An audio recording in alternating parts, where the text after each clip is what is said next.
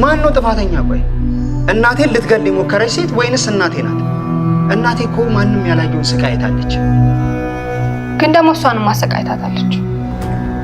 እንኳን ደግ አደረገች። ምን ይጠበስ ታዲያ? ቆይ አንተ እንደዚህ አይነት ሰው ነህ እንዴ? አዎ እንደዚህ አይነት ሰው ነኝ።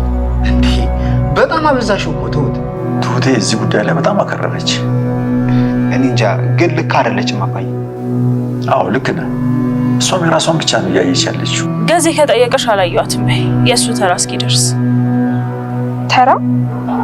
ለእሱም ጠበቃ ልትሆኝለት ነው እንዴ? በዚህ ሰዓት ከትሁት ይልቅ ቤቲ ታሳስበኛለች።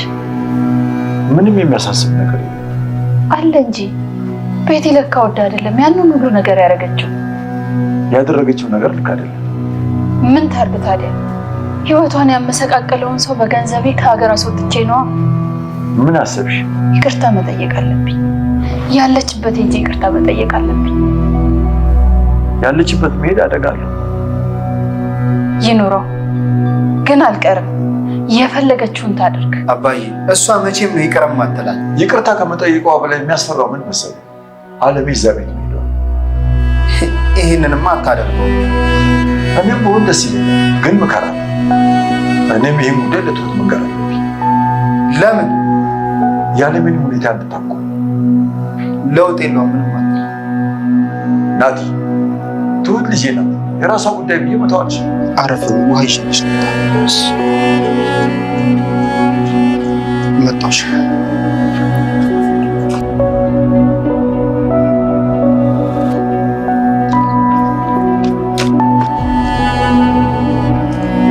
አረማ እየጠፋችብኝ እንዴ? አሁን አብራኝ ነበረች እኮ። አዎ ደከመኝ ብላ አረፍ በይ ብያት ውሃ ላምጣልሽ ብዬ ስመለስ አጣኋት። ማን ነው? እኔ ነኝ። አለሜ ነኝ።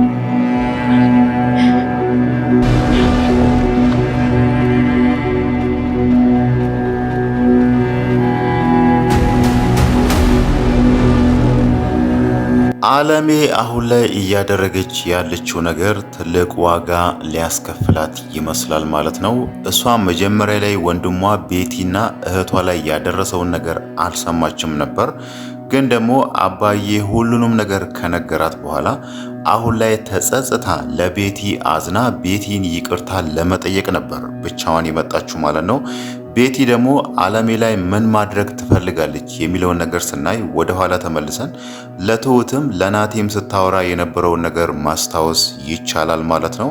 እሷ የምትፈልገው አለሜን መበቀልና አለሜ የእጇን ማግኘት አለባት። ወንድሟ እኔንና ቤተሰቦቼን እንደዛ አድርጎ እሷ ደግሞ ሁሉንም ነገር እያወቀች ነው ወንድሟን ያስመለጠችው ከእስር ቤትም ያስወጣችው እያለች ነውና እዚህ ጋር አሁን አለሜ ያለውን ነገር ልታስረዳት ወንድሟ እሷና እህቷ ላይ ያደረሰውን ነገር እንደማታቅና ወንድሟ ላደረገው ነገር ቤቲን ይቅርታ ልትጠይቃትን የመጣችው ማለት ነው።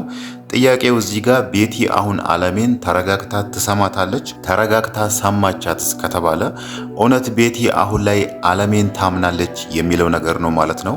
ትሁት ራሱ አባዬ ያለውን ነገር ሲነግራት አለሜ ምንም አታቅም፣ እኔ ስነግራት እንደውም በጣም ደንግጣለች፣ ለቤቲ አዝናለች፣ ቤቲን ይቅርታ መጠየቅ ትፈልጋለች የሚለውን ነገር ለትሁት ሲነግራት ትሁት አላመነችውም፣ አባዬ ማለት ነው።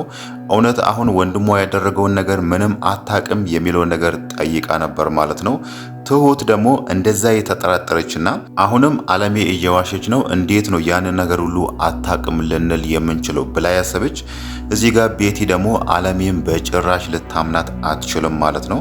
አለሜ ደግሞ እንዴት እንዳሰበች ባይታወቅም ከዚህም በፊት ከገዛኸኝ ጋር ጨለማ ክፍል ውስጥ አስቀምጣ ስታሰቃያት የነበረችውን ቤቲና አሁን ደግሞ ወንድምሽ እኮ እንደዚህ አድርጎ እሷ እድሜ ልኳን ልጅ እንዳታገኝ ያደረጋት እህቷንም እንደዚህ ያደረጋት የሚለውን ነገር ያንን ሁሉ ታሪክ ከሰማች በኋላ ደፍራ ብቻዋን መምጣቷ አሁን ላይ ትልቅ ዋጋ ሊያስከፍላት እንደሆነ አይተናል ማለት ነው። ቤቲ ዛጋ ቢላ ይዛለች። በዛ ቢላ ልትወጋት ነው፣ ግን ደግሞ ወደ ውስጥ ገብታለች፣ ወደ መኝታ ክፍላቸው ማለት ነው። በሩን ከመክፈቷ በፊት ለምንድነው ወደ መኝታ ክፍላቸው እየገባችሁ የሚለውን ነገር ስናይ መጀመሪያ ላይ ምናልባት በዛ ቢላ ልትወጋት አስባም ሊሆን ይችላል። ግን ደግሞ በቢላ ብቻ ወግቼ ዝም ከምላት ባለፈው የወጋቻትን መርዝ ከገዛኝ ጋር ተማክሮ ስለነበረ እሷን እንደዚህ መግደል ካለብን መድኃኒት ማዘጋጀት አለብን፣ ዶክተሮችን ማናገር አለብን የሚለውን ነገር አውርቶበት ነበርና ምናልባት ከገዛኝ ጋር ያንን መድኃኒት ገዝቶ የራሳቸው መኝታ ክፍል ውስጥ አስቀምጦ ሊሆን ይችላልና አሁን ላይ ያንን መድኃኒት አዘጋጅታ በመርፌ ውስጥ ጨምራ ከዛም በኋላ በር ትከፍታለች። አለሜ ወደ ውስጥ ስገባ እሷን ልትወጋትም ሊሆን ይችላል ማለት ነው። ይሄ ደግሞ እየሆነ ያለው አለሜ ዛጋ የካሌብ አባትና ናቲ የሚሏትን ነገር እምቢ ብላ በመምጣቷ ነው ማለት ነው። የካሌብ አባትም ይሄ ነገር ቀላል እንደማይሆን ጠርጥሯል። አንቺ አሁን ሄደሽ ይቅርታ ከጠየቅሻት እሷ በቀላሉ ይቅር ላትልሽ ትችላለች የሚለውን ነገር ነግሯታል። ናቲም ያንን ነገር ነግሯታል። እንደማይሆን ነበር ናቲ እንደውም የነገራት። እዛ አትሄጂም በጭራሽ ብሎ ሲከለክላት አለሜ እንዴት እሱን እንደሸወደች አይተናልና ምናልባት ይሄ ነገር ትልቅ ዋጋ እሷን ከማስከፈሉ በፊት እዛ ጋ ናቲ ለካሌብ አባት ለአባዬ ደውሎ ነግሯልና ምናልባት ቤቲ ወደ ውስጥ ገብታ መድኃኒቱን ወስዳ ሳትወጣ ናቲ እየሮጠ መጥቶ አለሜን በር ላይ ካላስቆማት በስተቀር አሁን ላይ የአለሜ ሕይወት ትልቅ አደጋ ላይ ነው ያለው ማለት ነው። እሷ ደግሞ ለምን በዚህ ልክ እንደተዳፈረች ለምን በዚህ ልክ ቤቲ ምንም አታደርገኝም የሚለውን ነገር እንዳሰበች ምንም ግልጽ የሆነ ነገር የለም ማለት ነው። ሌላው ነገር ደግሞ የትሁትና የናቲ ነገር ነው። ትሁት አሁን ላይ ናቲ ላይ እየተቀየረች ይመስላል። ናቲ ደግሞ አለሜ እናቱ እስከሆነች እሱ እናቱ ላይ ነው የሚደረበው። እናቴ ወንድሟን ከእስር ቤት ብታስመልጥና ወደ ውጪ እንዲሄድ ነገሮችን ብታመቻችለት ራሱ ያንን ላደረገችው ነገር እነሱ ደግሞ በምላሹ እሷን እዛ ጨለማ ክፍል ውስጥ ሲያሰቃዩት ነበር የሚለውን አቋም ነው ያዘው። ትሁት ደግሞ እዚህ ጋር እንደዛ ሆና ራሱ አለሜ ከዚህም በኋላ መቀጣት እንዳለባት አይነት ወሬ ነው እያወራች ያለችው ማለት ነው። በዚህ ነገር ደግሞ አሁን ላይ እየተስማሙ አይደለም። የሁለቱም ግንኙነት አሁን ላይ አደጋ ላይ የወደቀ ይመስላል ማለት ነው። አሁን ላይ ትሁት ናቲን ስታገኘው እንደ ከዚህም ቀደሙ ደስተኛ አይደለችም፣ ወይ ደግሞ እንደ ከዚህም በፊቱ ከሱ ጋር ለማውራት እየፈለገች አይመስልም ማለት ነው። ያ ማለት አሁን ላይ የሁለቱ ግንኙነት አደጋ ላይ ወድቋል ማለት ነው።